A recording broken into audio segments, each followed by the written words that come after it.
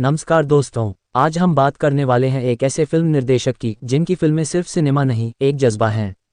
एक आवाज़ है उन लोगों के लिए जिनके दर्द को ये समाज अक्सर नज़रअंदाज कर देता है। जी हाँ, हम बात कर रहे हैं सनोज मिश्रा जी की। शुरुआती जीवन और करियर। सनोज मिश्रा का करियर एक संघर्ष से सफलता की कहानी है। उन्होंने अपने करियर की शुरुआत एक पत्रकार के रूप में की थी, लेकिन उनका असली जुनून था सच्चाई को फिल्म के जरिए पर्दे पर लाना। उन्होंने कई दमदार फिल्में बनाई हैं, जैसे राम की जन्मभूमि, the diary of waste Bengal, red और अब द डायरी ऑफ मणिपुर। इनकी हर फिल्म में एक ऐसी कहानी होती है जो या तो किसी ने पहले सुनाई नहीं होती या जिसे सब लोग छुपाना चाहते हैं। उनका यूनिक स्टाइल और हिम्मत। सनोज मिश्रा उन गिने चुने निर्देशकों में से हैं जो विवादों से डरते नहीं। जब पूरी फिल्म इंडस्ट्री सेफ और ग्लैमर वाले कंटेंट पर काम करती है, सनोज मिश्रा जी ऐसे मुद्दों पर फिल्म बनाते हैं जो समाज को झकझोर देते हैं। चाहे वो जातिवाद हो, राजनीतिक हालात हो या धार्मिक संघर्ष, मिश्रा जी हर बार सच को सामने लाते हैं। उनकी फिल्में ज़्यादा बजट वाली नहीं होती, लेकिन असर बड़ी फिल्मों से भी ज़्यादा छोड़ती हैं। उनका निर्देशन रॉ है, रियल है और इमोशनल भी। विवाद और उनका प्रभाव। हाँ, उनके काम से विवाद भी जुड़े हैं। कई बार उनकी फिल्मों पर बैन लगता है, एफआईआर दर्ज होती है, कोर्ट केस चलते हैं। The diary of waste Bengal के वक्त भी खूब विरोध हुआ, लेकिन उन्होंने हार नहीं मानी। अब वो द डायरी ऑफ मणिपुर बना रहे हैं, जिसकी शूटिंग दिल्ली, इम्फाल से लेकर लंदन तक हो रही है।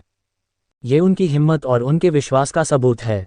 दोस्तों, जब कोई इंसान बिना डरे सच्चाई को सामने लाने की कोशिश करता है, तो सिस्टम में बैठे कुछ लोग, जिनकी नींव झूठ और पाखंड पर टिकी होती है, वो उसे मिटाने की पूरी कोशिश करते हैं। ऐसा ही एक हमला हुआ निर्देशक सनोज मिश्रा जी के खिलाफ, जब उन पर बलात्कार का झूठा आरोप लगाया गया। जी हाँ, एक ऐसा गंभीर आरोप जिससे किसी भी इंसान की इज्जत, करियर और पूरा भविष्य बर्बाद हो सकता है।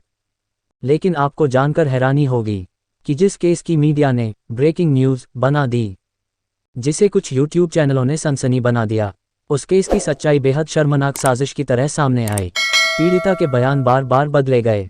पहले एक कहानी बताई गई, फिर दूसरी। सीसीटीवी फुटेज, कॉल रिकॉर्ड्स और गवाहों के बयान, एक एक करके इस झूठ की परतें खुलने लगीं। कई पत्रकारों और एक्टिविस्ट्स ने भी सामने आकर कहा कि ये मामला कहीं न कहीं सनोज मिश्रा जी को बदनाम करने की कोशिश है, क्योंकि वो ऐसी फिल्में बना रहे हैं जो कुछ लोगों के नंगे सच को उजागर करती हैं। और दोस्तों, सबसे अहम बात, हम आपके सामने वो सच भी लाने वाले हैं जिसे अब तक छुपाया गया था। इस वीडियो में आगे चलकर हम आपको वो क्लिप भी दिखाएंगे जिसमें खुद उस शख्स की सच्चाई सामने आ रही है जिसने सनोज मिश्रा जी के ऊपर झूठा केस दर्ज कराया था।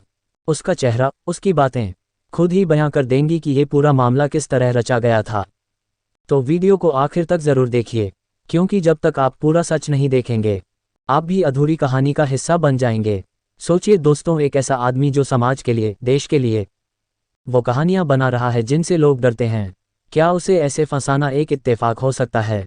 ये सिर्फ सनोज मिश्रा पर हमला नहीं है, ये हर उस इंसान पर हमला है जो सच बोलने की हिम्मत रखता है। आज अगर हम चुप रहे, तो कल कोई भी कलाकार, कोई भी पत्रकार, कोई भी आम इंसान किसी झूठे आरोप में फंसाया जा सकता है। हमें आवाज़ उठानी होगी सच के लिए, न्याय के लिए। इमोशनल और डायरेक्ट अपील। अगर आपको लगता है कि सिनेमा सिर्फ मनोरंजन नहीं बल्कि एक जिम्मेदारी भी है, तो आपको सनोज मिश्रा जैसे निर्देशक को सपोर्ट करना चाहिए। इस वीडियो को लाइक कीजिए, कमेंट करके अपनी राय दीजिए, शेयर कीजिए ताकि ये बात हर दर्शक तक पहुंचे। और हाँ, वीडियो को पूरा देखिए क्योंकि हर सेकंड एक नई सोच, एक नया जरिया लेकर आता है। नमस्कार दोस्तों, मैं Pooja Sharma the diary of waste Bengal movie की चीफ असिस्टेंट डायरेक्टर हूँ। शनातनी सनोज मिश्रा के साथ मैं 5 साल से काम करती हूँ, सनोज जी के साथ रहती थी। इसी बीच हम दोनों में झगड़ा होता है और उनका कट्टर दुश्मन जो हिंदुत्व के नाम पे ठग करता है, वसीम रिजवी, उसने मुझे बहुत भड़काया क्योंकि हमारे और सनोज मिश्रा जी के बीच काफी टाइम से झगड़े चल रहे थे। उसी बीच वसीम रिजवी ने मुझे बहुत भड़काया कि तुम कुछ नहीं कर सकती हो, तुम कुछ नहीं कर सकती, डरपोक लड़की हो, सनोज मिश्रा ने तुम्हारा शोषण करके तुम्हें छोड़ दिया है, दूध में से मक्खी की तरह फेंक दिया, मोनालिसा को लेके घूम रहा है।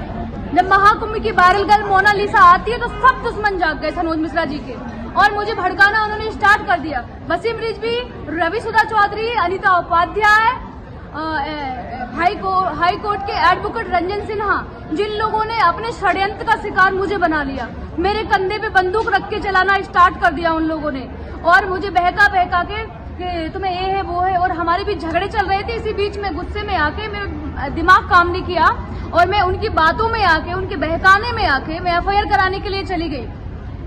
जब अनीता उपाध्याय ने मुझे बुलाया, भाई उन लोगों ने भाईचारा किया, बहन बना लिया, बहुत इमोशनली मुझे ब्लैकमेल किया। जब मैं अपनी एफआईआर लिखने के लिए गई तो जो चीजें मैंने नहीं लिखी उन लोगों ने एक्सपर्ट को देके वो चीजें लिखवा दी और वो उस चीज में लिखवाई कि सनोज मिश्रा के खिलाफ झूठी 376, 554 की भी धारा लगवा दी। जब मैंने बोला कि जूस वाली बात तो दीदी मेरे साथ ऐसा कुछ नहीं हुआ मैम, क्यों आपने लिखवाया? तो उन्होंने बोला कि आप शांत रहिए, मैं एडवोकेट हूँ, आप मुझसे ज्यादा नहीं जानती हो और तुम्हारा केस मजबूत हो जाएगा। मजबूत के नाम पे मुझे 164 के बयान के लिए वो कोर्ट ले गई।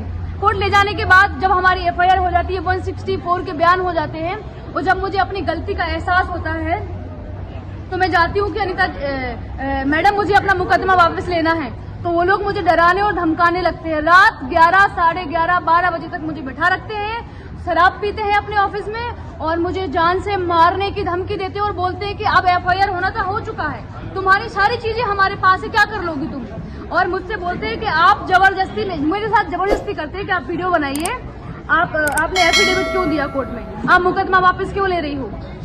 हमारे साथ कोई रेप नहीं हुआ है, हमारे साथ कुछ भी नहीं, जबरदस्ती कोई नहीं। मैं अपनी मर्जी से सनोज जी के साथ रहती थी, मैं 5 साल से उनके साथ रह रही हूँ। हाँ, थोड़ी बहुत लड़ाई झगड़े हम दोनों के बीच मिसअंडरस्टैंडिंग थी जिसमें लोगों ने और स्वाहा करके आग डाल दी। इन सब चीजों के पीछे बैठा हुआ है वसीम रिजवी, वही आग लगवा रहा है और वही सब कर रहा है। इतना बड़ा षड्यंत्र रचा, मुझे भी फंसा लिया और सनोज मिश्रा को जेल भिजवा दिया। यहाँ तक कि एफिडेविट मैंने हाई कोर्ट में दिया, 30,000 कोर्ट में दिया कि हमारे बीच जो मिसअंडरस्टैंडिंग थी, मैं अपना इनको बेल मिल जाए, इस चीज से हमें कोई दिक्कत नहीं है। फिर भी नहीं हुआ क्योंकि उस षड्यंत्र के पीछे बहुत बड़ा हाथ है, बैठा हुआ है वसीम रिजवी।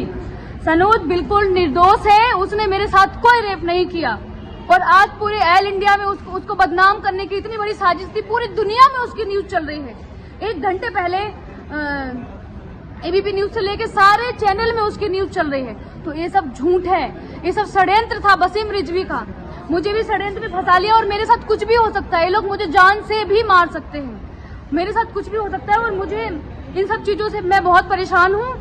मैं अभी सीपी में हूँ, हनुमान मंदिर पे खड़ी हूँ। यहाँ से मैं एक वीडियो जारी कर रही हूँ जो कि सारी दुनिया में चले, सारे न्यूज चैनल पे जाए, सारे लोगों तक, देश के लोगों तक हमारी आवाज पहुंचे कि ऐसे भी लोग होते हैं जो घर में आग लगवाने के बाद इतना बड़ा षड्यंत्र रचाते हैं, जिनका शिकार हम जैसी सीधी सादी और मासूम सनातनी लड़कियों को अपना मोहरा बना के और अपना काम करके निकाल के और निकल जाते हैं। ऐसे लोग बहुत खतरनाक होते हैं, वसीम रिजवी जैसे लोग, जिन्होंने मुझे अपने षड्यंत्र का शिकार बना लिया है।